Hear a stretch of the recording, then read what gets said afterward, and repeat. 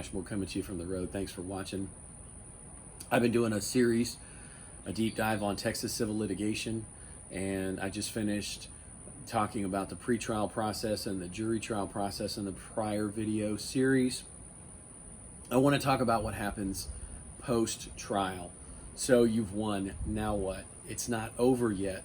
And that can be very frustrating for clients because they think at the end of the jury trial process the case should be over and they've had their day in court and they want what's due.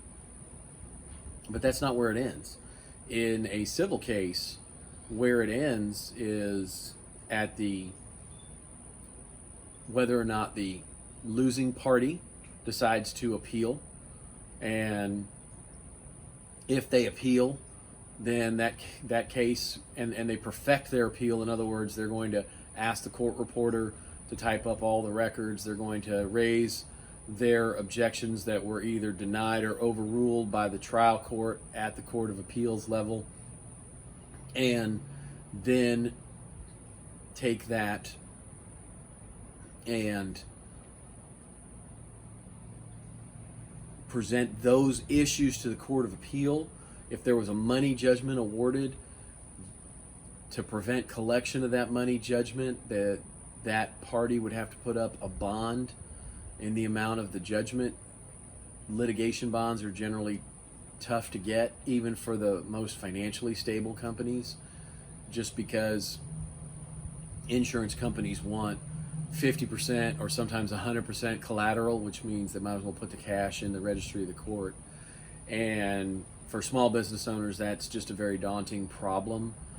The appeal process we call it appellate orbit, right? It can put the case rendered non-final for up to 24 months sometimes if it's a non-expedited appeal, and it just throws a lot of questions in, like, what happened? I just won and now I cannot collect.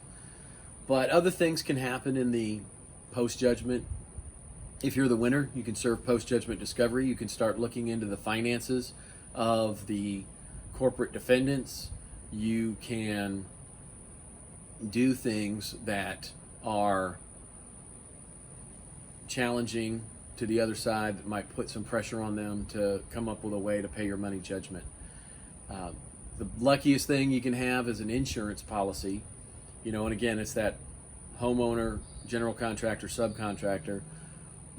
Make sure your contractors have insurance. If they have insurance, those policies usually pay out, and cases generally stop after the jury trial award. And sometimes there's other maneuvering, but you're not along for the post-judgment 2-year appeal and collection efforts. And I'll get more into collections because this is something that is a challenge for clients to understand, because again, they feel like they've won, they've had their day in court. The jury completely took their side and awarded them everything and actually told them on the way out the courthouse, you didn't ask for enough. And right or wrong, if the case is up on appeal, it's a non-final judgment. If they put up a bond, it's a non-final judgment. Or they can just be a scoundrel and you got to go on the chase. And I'll get more into what that means in the next video series. But it can be daunting for a client who's just had their day in court and won, to know that they are just now at the beginning of the collection process. So more on that next. Thank you for watching. Please like, subscribe, and share. Leave me a question or comment. I love doing these for you. And more from the road on the Texas civil litigation process, and in particular, chasing a money judgment. Thanks again.